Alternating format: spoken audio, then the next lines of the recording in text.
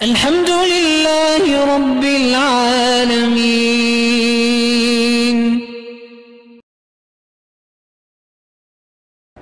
میرے 3 بیٹے اور 1 بیٹی ہے۔ بچے بہت تنگ کرتے ہیں، بچے نہ ہوں تو تب بھی آپ روتی ہیں، بچے ہوں تب بھی تنگ کرتے ہیں۔ تو اللہ کی نعمت پہ کبھی شکر بھی کرو گی کہ نہیں؟ تو بچے تنگ نہ کریں تو اور کیا کریں؟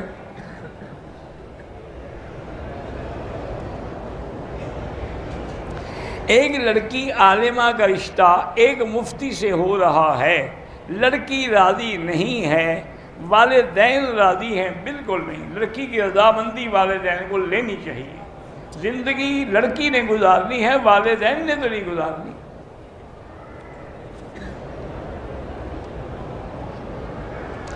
اولاد مشرکین کے بارے میں توقف ہے، اللہ پہ چھوڑ دیں۔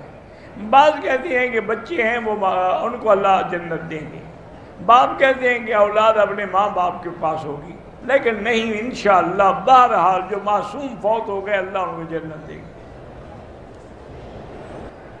داڑھی کے نیچے ہی خط بنانا وہ جائز ہے۔ آج کل دیوال کا وقت جو ہے 12:20 یا 25 پہ شروع ہو جاتا ہے۔ جمعہ کے دن جو پہلی اذان ہے وہ دیوال سے پہلے ہے، اعلان کے لیے ہے، وہ نماز کے لیے نہیں ہے۔ روضہ رسول پاک پہ جب جائیں درود پڑھتے جائیں، اور جب صلاۃ و سلام پڑھیں تو ادب کے ساتھ کھڑے ہوں اور بڑے ادب اور خشوع اور خضوع سے پڑھیں، الصلاۃ والسلام علیک یا رسول اللہ صلی اللہ علیہ وسلم۔ اگر کعبے کے اندر داخل ہو جائے پھر جدھر چاہے رخ کر کے نماز پڑھے جائز ہے۔ حضور صلی اللہ علیہ وسلم کے راستے میں ابو لہب کی بیوی جو ہے وہ کانٹے ڈالتی تھی۔ یار جب لپیٹ دیتے ہو تو میں گھنٹہ تو کھولتا رہوں نا۔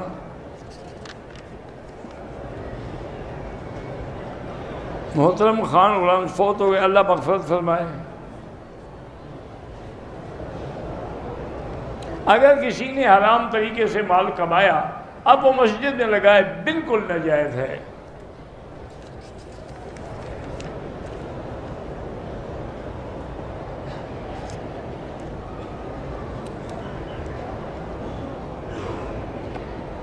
بہرحال عمرے پہ آیا ہے لیکن داڑھی نہیں مڈانی چاہیے، توبہ کرے۔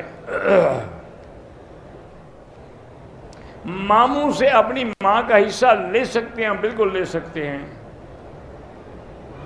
بیوی اپنے شوہر کی نافرمانی کرتی ہے اور ماں باپ کی مانتے، یہ بالکل گناہ ہے۔ سب سے پہلے اس کی خاوند کا حق ہے۔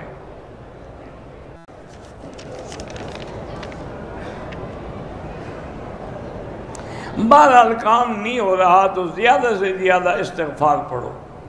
اگر آپ یقین کریں کہ 2000 دفعہ روزانہ استغفار پڑھو، اول آخر ایک تسبیح درود شریف، تو آپ یقین کریں 1 مہینے میں پہاڑ جتنا قرضہ بھی ہو تو اتر جائے گا۔